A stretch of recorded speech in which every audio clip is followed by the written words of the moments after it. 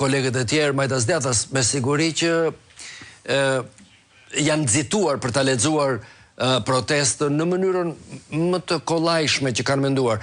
Sot ne jemi munduar të bëjmë diçka më tepër. Unë për këtë shkak kam ftuar Aulon Kalan dhe Ardit Zenelin, kolegun tim, i cili gjithmonë më ndihmon shumë edhe këtë e bën jashtë të gjitha përfitimeve personale në program.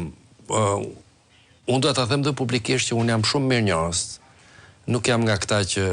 Falenderoj shumë për fjalët e bukura edhe në publik, po gjithmonë kënaqësi, kështu që. Diti, duat që t'i kushtoj vëmendjen e parë Aulonit, sepse në protestën e fundit nuk besoj se duhet të ketë patur një njeri që nuk është shqetësuar shumë me mënyrën se si shkoi. A ka mundësi që në harkun e 2 minutave ti të më thuash mua si ishte gjendja jote duke filluar nga sekonda parë deri në momentin në mëngjesin e asaj nate? Në momentin që protesta u shpërnda, sepse ky ishte qëllimi kryesor i ndërhyrjes policisë, unë u largova drejt rrugicës gjykatës kushtetuese me një grup njerëzish, sepse gazi që hodhën dhe ndërhyrja brutale ishte shumë e fortë. Pastaj me refleksion të momentit unë u ktheva mbrapsh, sepse qëllimi kryesor nuk ishte që ne të shpërndaheshim. Dhe u ktheva tek gazetarët dhe kam taku profesor Luciano Boçin në ato momente dhe kemi mbajt deklarata për shtyp. Boçi hoqi kundra gazin që ne të identifikoheshim, se ishim njerë, nuk kemi qenë më shumë se 30 veta në ato momente, dhe këtu ka qenë debati verbal me policinë, të cilët më kanë godit fillimisht me shkel, pastaj me 3 spray nga këta të mëdhej, domethënë, më kanë mbrojt syzet, por goditja fatale për sprayin ka qenë në cepin e syzeve, pra ti i ban vetë syzet dhe duhet të më kuptosh, domethënë, nëse një goditje të vjen këtej. Më vonë ka marrë një shkel nga poshtë dhe në momentin që jam kthy me kurriz për më u largu, ka marrë një goditje me skafandër tek pjesa e qafës, ku siç e shikon mbaj dhe këtë gjë, domethënë prej 3 ditësh tani më.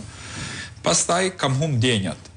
Kam kap këmbën e dikujt për tokë kur u shtriva në pllakat e bulevardit Dëshmorët e Kombit dhe i kam kërkuar që të ndihmoj, vetëm kaq mbaj mend. Pastaj rrugës kemi qenë në ambulancë e cila u vonu shumë me çam tregojnë shokut pastaj. Dhe e dija që isha tek QSUT-ja, ndërkohë kisha qenë tek spitali traumës. Pastaj nuk kam hapur syt për rreth 4 orë për shkak të djegjes të forta që kam pas edhe të skalpit kokës. Kam bërë një skaner në spitalin ushtarak ku ka dalë kontuzion, epikriza, pra shembje në shpatull, në pjesën e kokës dhe në pjesën e qafës. Më kanë thënë që të mbaj 21 ditë këtë gjën dhe të bëj një skaner përfundimtar pastaj për me përcaktuar.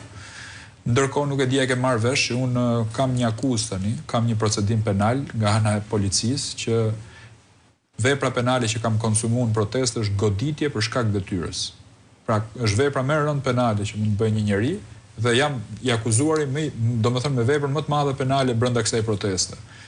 Ajo që mund t'ju them është që unë kam 15 vite aktivizëm, minimalisht kam qenë organizator i shumë protestave dhe kurrë në jetën time nuk kam pas ndonjë problem me policinë. Kësaj radhë është hera parë. Mendon që kush, domethënë ideatorët apo ata që e kanë menduar për ta formuluar në këtë formë e kanë të qëllimshme pse? Unë kam bërë një pyetje publike sot krasta dhe duhet ta shfrytëzoj këtë moment. Në rast se unë kam godit forcat e policisë, kam rrahur policë, pse nuk jam arrestuar në ato momente në flagrancë? Se kështu ndodh. Kanë detyrim ligjor, ata kanë shkel ligjin. Ti mendon që ata po të bëjnë ty një akuzë për shkak se publikisht ti patë një mbështetje shumë të madhe popullore dhe natyrisht ajo që mban në qafë për ta organizuar cervikalin tregon që ka patur dhunë jo proporcionale kundër teje. Kjo është metoda, sepse mbrojtja më e mirë është sulmi për ata. Ata kishin shans për me më arrestuar kur unë kam godit policinë, ose në spital, kur unë kam qenë në spital, ose tani, kur jam studio. Pra, unë mendoj që kjo akuzë është e pa imagjinueshme për personin tim, për formimin që unë kam, që unë të godas policinë për shkak detyrës. Pra, mendoj që janë jashtë realitetit. Okej, do të qëndrojmë pak, sepse jo rastësisht e kam quajtur anatomia e një proteste të komplikuar në një vend jo demokratik, dhe mendoj që publiku në Shqipëri ka nevojë ta shohë se protestat, do kishte thënë Kadare, kanë një frymëmarrje të tyre se janë dinosaur të cilët nuk qëndrojnë vetëm kështu në mënyrë impozante, por ato lëvizin sipas momenteve.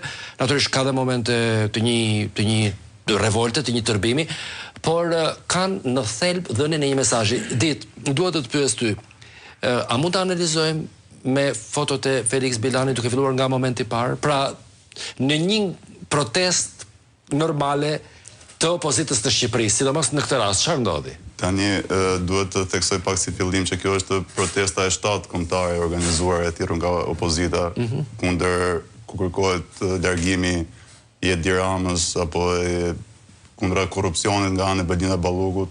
Duhet të thënë që në të 7 këto protesta dhuna, opozita nuk është përfaqësuar asnjëherë nga dhuna në këto protesta. Ka bërë një organizim shumë paqësor dhe protesta e fundit Berisha. Më fal, e di që do të referohesh kujdesit që ka treguar doktor Berisha, por në këtë rast duhet ndoshta të përcaktohet që ka patur një lloj vetëdije të kujdesshme opozita me qëllim që protesta të mos degenerojë në situata shkatruese, të cilat pastaj mund të kritikohen nga institucionet e Bashkimit Evropian. Kjo është e vërtetë?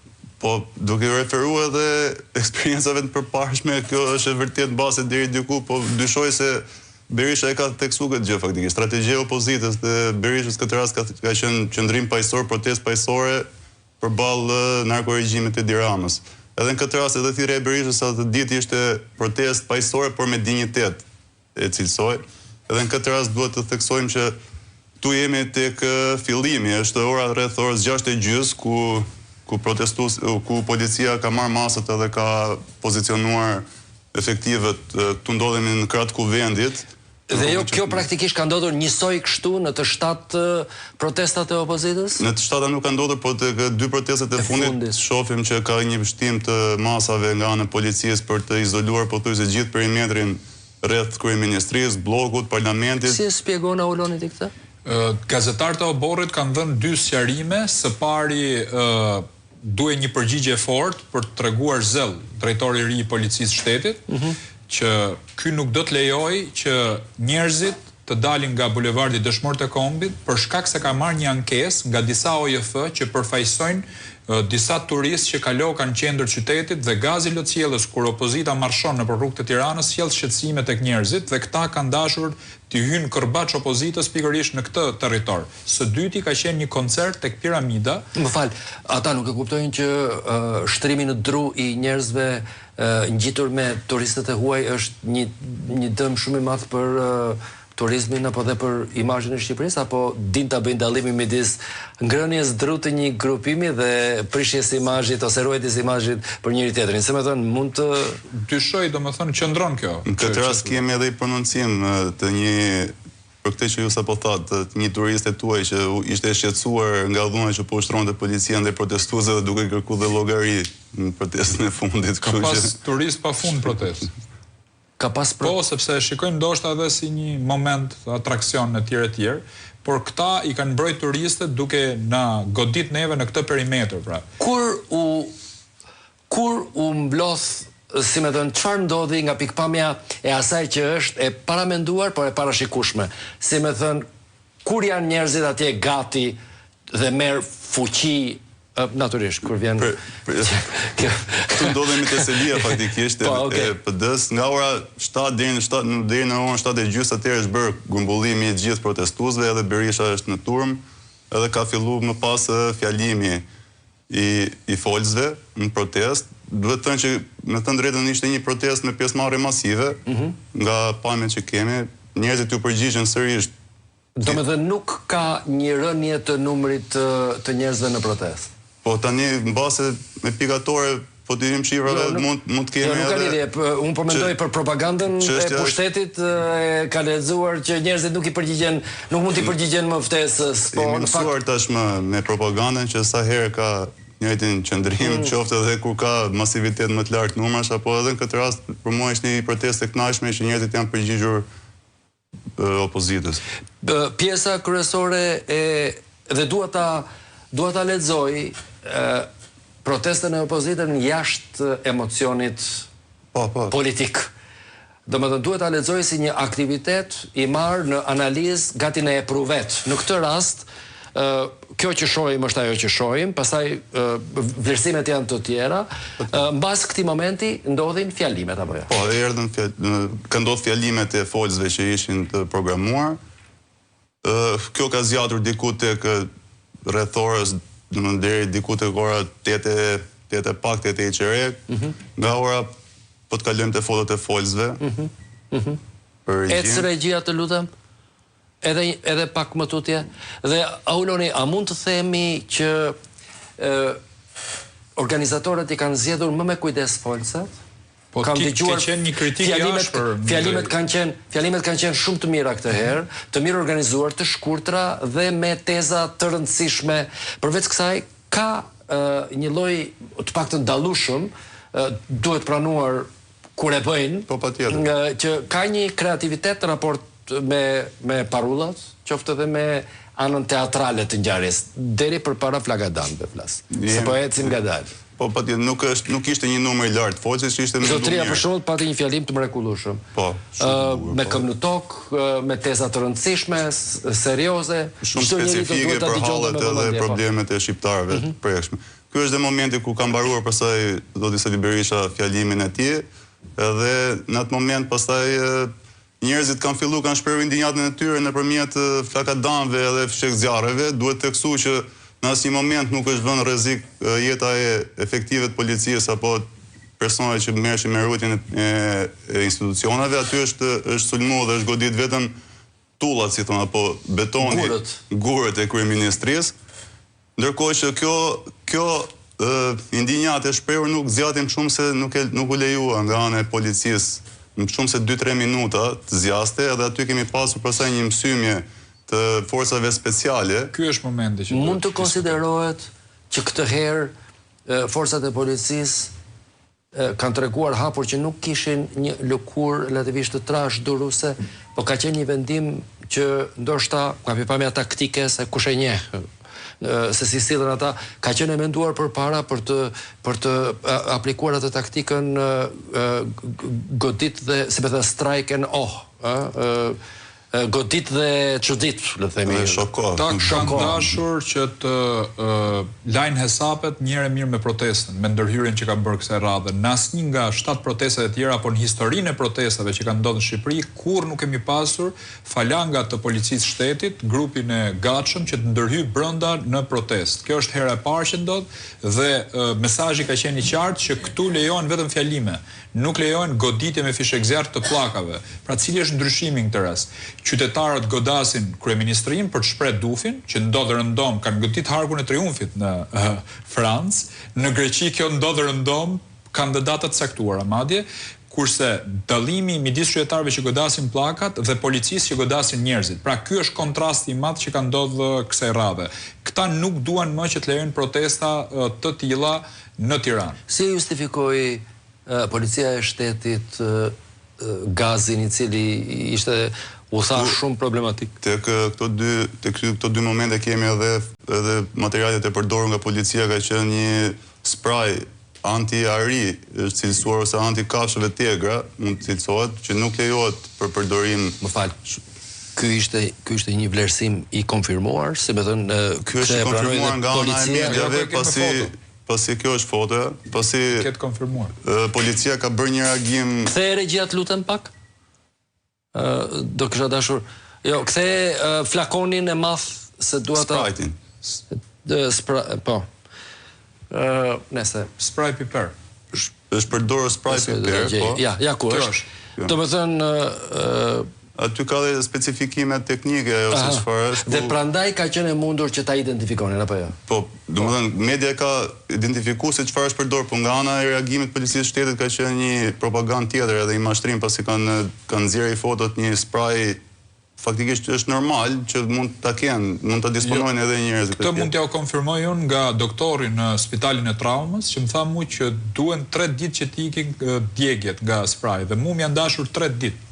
Po ashtu edhe kolegëve tjerë që kanë marrë sasit mëdha. Pra për 3 ditë, jo për 1 ditë. Më fal, me që ti përmend djegje, bëhet fjalë për traktin e frymëmarrjes? Jo, djegje në përgjithësi edhe në lëkurës, kokës, të syve rreth e qark ka një efekt të fryrjes së radhëve të syve, nuk ndjehesh komod, pra dhe Auroni, ka qenë jo proporcionale kjo përballje? Po absolutisht jo proporcionale, se shiko, ligji për proporcionalitetin është shumë i saktuar në policinë e shtetit dhe këta nuk e kanë zbatuar asnjëherë. Aty caktohet qartë që kur protestuesit djuan me lule, ti çfarë do bësh? Kur protestuesit djuan me ujë, ti çfarë do bësh? Pra, policia është gjithmonë një hap pas protestuesit, sepse po ti shikosh, policët janë të armatosur. Ne nuk kemi asgjë në dorë, nuk kemi as huj, nuk kemi as granata, as gur që kemi marrë ato të bulevardit e tjerë. Pra, e parë këtë këndvështrim, nuk mund të ketë proporcionalitet që në demonstrim. Pra, mund ta qush demonstratë, po kjo nuk ishte demonstratë, kjo ishte protestë. Pra, demonstrata është kur ti demonstron diçka dhe i tregon policisë që unë jam i fortë, shtyj etj. Fati im i madh te rasti im ka qenë që ne kemi pas mediat aty, por sa njerëz tjerë janë rrahur dhe nuk ka pas kamera. Sepse unë e kam dokumentuar me kamerën. Auroni, dikush mund të kishte thënë që kjo është e pashmangshme, situata është kjo që është. Por në fakt, në qoftë se policia e shtetit do të kishte reaguar më pak, a nuk do kishte ruajtur në një kuptim the guidelines, ato rregullat e përcaktuara proceduralisht të sjelljes së saj, por njëkohësisht do kishte lexuar në rastin se do mbrojmë pozicionimin policor. Në qoftë se ti nuk reagon si kafsh, a nuk mund ta bësh më të kollajt leximin e agresivitetit të atyre që protestojnë, si me thënë, pse kanë zgjedhur të veprojnë kështu dhe jo të tregohen më të kujdesshëm, më të tërhequr edhe më paqësor nëse është e mundur. Sipas mendimit të Është shumë e qartë. Dakor, tani është shumë e qartë dhe kjo e zbërthën, pikërisht kjo që thatë ju, zbërthën dhe akuzën, pra që më kanë bërë mua në këtë rast. Pra, dhunën që ata ushtrojnë kanë dashur ta projektojnë tek qytetari në këtë rast. Kjo për një arsye shumë thjesht për të demotivuar qytetarët që mos dalin më në protestë. Pra, kur rrihet Auloni, kur goditet X deputet, atëherë po ne pse duhet dalim dhe të hapim këto probleme, pastaj shkojmë në përkomisariate, pastaj shkojmë në përburgje, pastaj të na bidhen ai gjykatës i partisë që të na lejnë në përburgje. Janë halle të mëdha, dise nuk është e lehtë protestosh në Shqipëri. Duke qenë edhe një vend jo demokratik.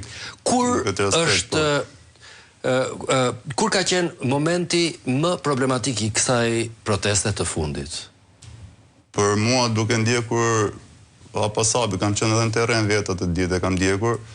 Problemi më dramatik aty ishte sulmi që bëri policia e shtetit, forcat speciale duhet të kësu faktikisht, u futën në mes turmës për të kapur persona që ata kishin targetuar.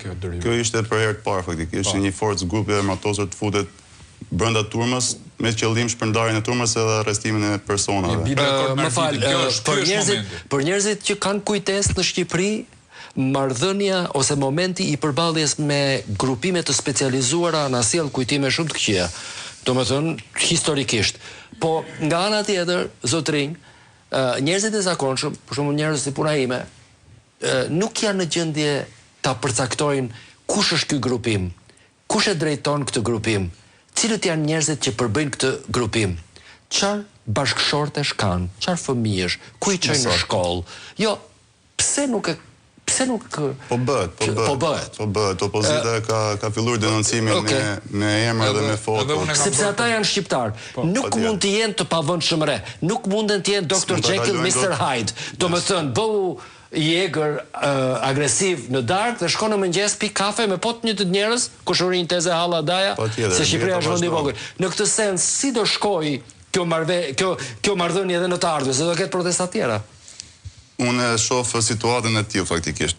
Kam bërë nëpërmjet reagimit tim në Facebook atë ditë, kam bërë për te pjesës Aulonit, goditjes ndaj Aulonit, e kam thënë Edi Rama duhet parë pak edhe në aspektin ndërkombëtar ky moment. Edi Rama nuk ndodhe në Shqipëri, nga ato që po lexojmë edhe po marrin vesh në mediat e huaja, kanë qenë disa vizita jashtë shtetit të Edi Ramës, ka qenë një summit anti-Trump në Barcelonë, që ky e ka fshehur, nuk e ka deklaruar.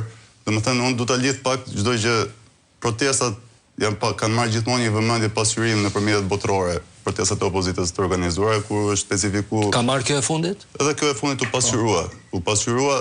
Edhe qëllimi mendoj unë një nga qëllimet e Ramës për çfarë ka detyruar, ka urdhëruar policinë të hynte në turm ishte fotot apo momentet me flak edhe zjarr edhe tym që mund të pasqyroheshin mediat e huaja. Domethënë një qëllim ndoshta kaq edhe i vogël, kaq edhe banal, ndoshta mund të jetë edhe arsyeja e gjithë asaj mësyme që bëri policia. Duhet të quhet edhe si fitore e pirros në këtë rast Ramës, se ndoshta vërtet e izoloi protestën në atë moment, por që këtu ka filluar të bëhet edhe të legjitimohet edhe dhuan ndaj deputetëve faktikisht. Në protestat e mëparshme kemi parë deputet dhunuar nga policia, qoftë me sprajt apo qoftë me goditje, shkopa gomash, edhe nuk kemi parë asnjë lloj reagimi nga ana e institucioneve ligjzbatuese kundrejt këtyre policëve. Është legjitimu gati edhe dhuan ndaj liderit opozitës Sali Berisha, ku protesta para kësaj është sulmuar në mënyrë themi si asnjëherë përpara me ujë, me piper, saqë është detyruar të largohet nga protesta dhe të rikthehet sërish. Domethënë, parë nga ky këndvështrim, Auloni duket sikur shtetit në një sens nuk ka një lloj vetëpërmbajtje, qoftë edhe një lloj karari, një lloj sensi mase për të treguar brutalitetin e vet në këtë rast. Për shembull, e konsiderove Auloni ti që t'i bëje një memo të shkruar, të detajuar personale zotit Gonzato për shembull? Me të thënë drejtën nuk futet të shijet e mia zoti Gonzato, por s'ka lidhje personale. Mund të them Bashkimi Evropian, përfaqësimi i Bashkimit Evropian në Tiranë. Evropian është një tjetër gjë. Do të duhet të ketë ndërmjet të tjera ose ambasada amerikane edhe pse ajo për momentin. Ajo që bëra unë është zbatova ligjet e shtetit shqiptar. Para 3 ditësh kam qenë në drejtorinë e policisë Tiranës, tek AMP-ja, dhe kam kallëzuar pikërisht dhunën që më është bërë. Kam marrë një mandat pastaj dhe ditën e djeshme kam shuar në Institutin e Mjekësisë Ligjore, ku jam fotografuar në të gjithë trupin, nga maja gishtit deri te maja kokës, për me pa dhe plagët që kam marrë, domethënë ku jam goditë të tjerë, dhe patjetër që unë në rastin tim do ta çoj deri në gjykatën e Strasburgut. Dhe këtu ja përgjigje pyetjes që ti bëre në këtë rast. Duhen të identifikuar njerëzit që ushtrojnë dhunë në protestë. Ta janë polic, patronazhist, bandit, që janë këta njerëz që godasin në syt medias, njerëz që ishin fare të identifikueshëm pa asgjë në dorë. Po, është vërtet ka reaguar dhe Unioni i Gazetarëve të Diasporës, për rastin tim, duke qenë se unë jam dhe përfaqësues i media sepse kam një emision, domethënë, dhe ajo që po më vinte për qesh është që vepra ime penale për cilën jam kallëzuar dënohet nga 1 deri në 5 vite burg. Pra këta kërkojnë për mua nga 1 deri në 5 vite burg. Ndërkohë, goditja e gazetarit në krye të detyrës me kodin e ri penal është po nga 1 deri në 5 vite burg. Po ky është një moment i shkëlqyer që mund të bisedoni në burg nga 1 deri në 5 vjet, edhe ai që të ka goditur, edhe ti për ta mundësisht për të kuptuar çfarë ndodh në mendjen e atij njeriu në këtë rast, se kjo do ishte sadomazokiste në një sens. Të dëshmonte edhe i Atëherë, një pyetje tjetër që shtrohet zakonisht është kjo. Domethënë, kjo është një qeverisje e caktuar me këtë fizionomi që ka, me këtë identitet që ka. Shqipëria është ndarë në 2 pjesë, një grupim i ashtu quajtur i populli i majt është ai që është, ndërsa opozitarët të gjithë pjesa tjetër brenda dhe jashtë vendit janë ata që janë. Diti, padyshim, Auron, protesta e ardhshme kombëtare do të jetë në të njëjtën fizionomi. Por duke patur parasysh që është rrit cilësia drurit. Mendohet që mund të ketë një lloj kujdesi për të bërë një tjetër skenar, i cili është si Tom and Jerry, si më thënë kush. Ky është moment shumë delikat Krasta për hir të vërtetës, dhe unë bëj thirrje nga kjo studio Partisë Demokratike, opozitës shqiptare për një mbledhje me dyert mbyllura, me ekspertët më të mirë të sigurisë, që ne të marrim vendimet e duhura, sepse ne nuk mund të shkojmë më me këto kushte në shesh. Ata e kanë ndarë mendjen për të rrahur njerëz dhe për të shpërndarë protestën, sepse nuk është qëllimi i tyre neutralizimi i elementëve që ata i quajnë problematik. Qëllimi i tyre, sidomos kësaj radhe, me ndërhyrjen brutale që kanë bërë me grupin e gatshëm, ka qenë shpërndarja e protestës dhe ne duhet protestojmë sipas rregullave të tyre, vetëm me fjalime. Unë gjykoj që Partia Demokratike duhet jap një përgjigje më të kompozuar, duhet jap një përgjigje tjetër në protestën e radhës. Dje kam dëgjuar kryetarin e Partisë Demokratike, kam shku apostafat në foltore që bëhet te kryeministria të hënën për me dëgju atë mesazh dhe tha që protesta tjetër do jetë proporcionale. Ty pyetje të fundit për secilin nga ju. Pyetja, dhe pastaj vim tek ty sepse kam dhe kuriozitet personal, raport me luftën politike më të gjerë, po Didi, ajo që më shqetëson është ka një përplasje shumë të madhe midis narrativave. Nuk ka qenë kaq e ashpër. Por të mendosh si Goliathi, si më thën, narrativa pro-qeveritare është e madhe në formë, e madhe në pompozitet dhe e vogël në besueshmëri dhe në bindje. Narrativa opozitare është e vogël në përmas, por është e madhe në përmbajtje dhe njëkohësisht në pretendim. Në këtë sens, dhe duke patur parasysh ditë që ne kemi folur segmentin e fundit, qetësimin, një lloj meraku që kanë njerëzit në Shqipëri, Beleri tha, pa ndryshuar qeverisjen, nuk ka asnjë shans që Bashkimi Evropian ta marrë me seriozitet dhe Shqipëria po humb praktikisht takimin me Bashkimin Evropian për shkak të qeverisjes. Në këtë rast mendon o ke menduar në punën tënde, Didi, cila është qasja e duhur në këtë rast? Do të thonë, me gjithë sa kemi parë, me gjithë çfarë po ndodh, ti personalisht ke menduar që ndoshta duhet të bëhet diçka që nuk është bërë deri tani? Ose duhet të thuhet diçka që nuk është thënë deri tani? Duke u bazuar edhe tek të parashtrimi që u bë të shumë saktë, sepse Beleri është nga afër tashmë është eurodeputet aty edhe sot ka pas edhe kakofoni në aspektin propaganda, ka cituar disa zyrtar të BE-s që me demek procesi nuk ka ngecur, po hecën, po në vërtet procesi ka ngecur. Edhe Shqipëria në këtë aspekt e ka dhe me emër nominativ aty që Belinda Balluku ka qenë drejt për drejt kushti testi kritik për avancimin e Shqipërisë. Duke u ndalë tani të kjo pyetje stade i vetë te opozita, domethënë, do ketë opozita atë strategjinë apo momentin e vet për të triumfuar ndaj kësaj propaganda apo ndaj gjithë sulmi të organizuar. Unë mendoj se po, disa eksponentë lart Partisë Demokratike kanë publikuar, kanë nxjerrë në publik edhe disa, të themi, mënyra të tjera të protestuarit, mund të jetë qoftë edhe një ngujim ndoshta në parlament apo mund të jetë edhe një ngujim në shesh. Pra është për të mbetur për të kuptuar proporcionaliteti të cilin ka në mendje doktor Berisha në këtë rast. Patjetër, unë mendoj se duhet po luan edhe në aspektin që Edi Rama duhet ta kuptojë tashmë që kjo drejtim që ai ka marrë nuk ka më kthim brapa.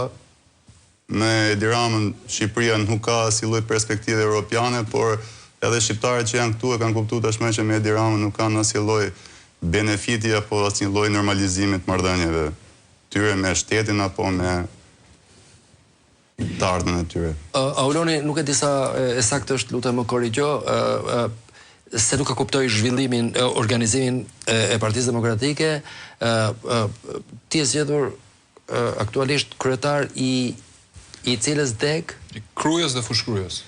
Pra Kryja dhe Fushkryja praktikisht janë bashkuar bashkë. Siç në një kuptim mund të konsiderohet e natyrshme apo jo? Po, sepse është një bashki me me atë që padrejtësitë madhe që i ka bërë Edi Rama Fushkryes me 50.000 banor, duke ja heq bashkinë, historikisht ka qenë bashki dhe duke e lënë vetëm me Kryën, domethënë bashki.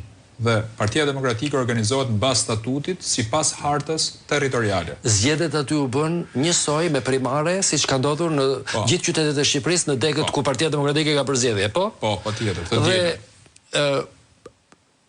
Kjo është një kurështi personale. Duke pasur parasysh që ti vjen nga radhë e gazetarëve. Se ndoshta mund të çmendemi një ditë të kemi dëshirë. Të trëmbim njerëzit për një kështu kalim sikur. Po nuk, atëherë nuk duhet të kishte vdekur përfundimisht bota e spektaklit. Të kishte dhënë shpirt, të ishte shtrirë dhe neve mund ta kishim menduar se ti ishin ja 40 ca vjeçar. Kjo ishte dëshira ime. Po në këtë rast më bën një lloj përshtypje të them që çfarë i bindi ata se fushkryesit e kryetarët janë njerëz të mençur, kanë një qasje interesante ndaj demokracisë. Këtë e kemi kuptuar ne të gjithë. Çfarë si i ke ngacmuar ti? Çfarë i ke premtuar? Çfarë mund të ndodhë atje një gjë ndryshe? Këtu tash duhet të tregosh i thellë se nuk po flet me njerëz do si do. Shiko, kjo është si pasojë edhe rezultatit të 2011-s, ku ne kemi diskutuar 2025-s 11 majit, ku e kemi diskutuar bashkë në studio, ku Partia Demokratike fitoi Bashkinë e Krujës, dhe mua më kujtohet shumë mirë një pyetje jote shumë interesante, dhe ma ke mbyll vetëm me një pyetje lidhje në atë kohë. Më the çfarë bëre ndryshe? Pra ti po bën njëjtën pyetje tani. Po, se unë kam nevojë ta di. Shiko, Kruja sot është një nga qytetet më të rënuara. Unë kam nevojë ta di, se ndoshta kjo si fjalë kështu ekleziastike, kjo duhet të përhapur në të gjithë vendin, se i bën mirë vendit, domethënë të bësh diçka ndryshe, ti je transformativ. Krasta, Kruja sot është qyteti, një nga qytetet më të rënuara në Shqipëri, me një shpopullim të jashtëzakonshëm, me shkollat mbyllura dhe i kanë heqë gjykatën, prokurorinë, zyrat e Luiznit, komisariatin e policisë, stadiumin që e kishte dhe nxorri FIFA. Kjo është një destatuim i dallueshëm i një territori, një popullate. Nuk ka rrugë për me shku në Krujë, ka trafik gjithmonë, nuk ka parkingje dhe Kruja ka vetëm një gjë për momentin, Skënderbeun. Dhe atë duan t'ja marrin faktikisht. Emisioni i fundit që është bërë për Krujën në një media është viti 2020, në kohën e pandemisë. Pra, Fushkruja nga ana tjetër thuhet rëndomt janë dur të krimit, qyteti Tritolit e tjerë, ndërkohë që ne kemi prit George Bushin Fushkruja, apo jo. Jemi qytet që kemi Albanopolisin, që kemi marrë emrin Albania, që njihemi sot ndërkombëtarisht, është në Fushkruj. Pra unë gjykoj që gërvishtja e këtyre gjërave dhe rikthimi i Krujës me lavdi kanë bërë që unë dhe ekipi që unë përfaqësoj dhe projekti politik që ne kemi të marrim një mbështetje të jashtëzakonshme, një pjesëmarrje të jashtëzakonshme në zgjedhjet e dielës që ne lam pas për me çu përpara këtë gjë. Pra t'i kthejmë Krujës lavdin.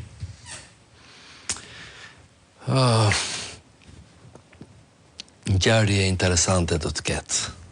Unë jam i bindur për këtë, se nuk mund të ndodhë ndryshe, natyrisht në të mirën e vendit, kuptohet. Dhe unë ju falenderoj me gjithë zemër që ju erdhët në program dhe që ne e lexuam protestën në një mënyrë tjetër.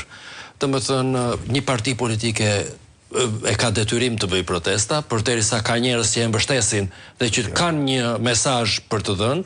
Protestat për të vërtetës janë parë me shumë vëmendje dhe nga ne që nuk jemi potrestaxhi, por që shohim dhe që i kemi interesat e vendit në zemër dhe ka shumë shqiptar si unë brenda dhe jashtë vendit, të cilët kanë një ndjeshmëri dhe mundohen të lexojnë në rreshta, mundohen të lexojnë në pamje televizive, mundohen të lexojnë në fotografi dhe mundohen të lexojnë për atë që kur takohen me njerëz, për atë që thonë. Kështu që Didi, gjithmonë shumë falënderime për atë që ti je dhe auloni shumë sukses. Falenderoj. Seç kam një përshtypje që dega e Partisë Demokratike në Krujë do të bëhet një beacon, një udhëheqëse interesante, idesh dhe kreativiteti për degët në të gjithë vendin, që Shqipëria të ndryshojë sa më shpejt. Faleminderit të dyve. Të dashur teleshikues, ne u çuam në këmbë sepse hernia diskale nuk na lejoi të qëndronim me një lloj sensi kapricioz në karrige. Ne do takohemi përsëri javës që vjen.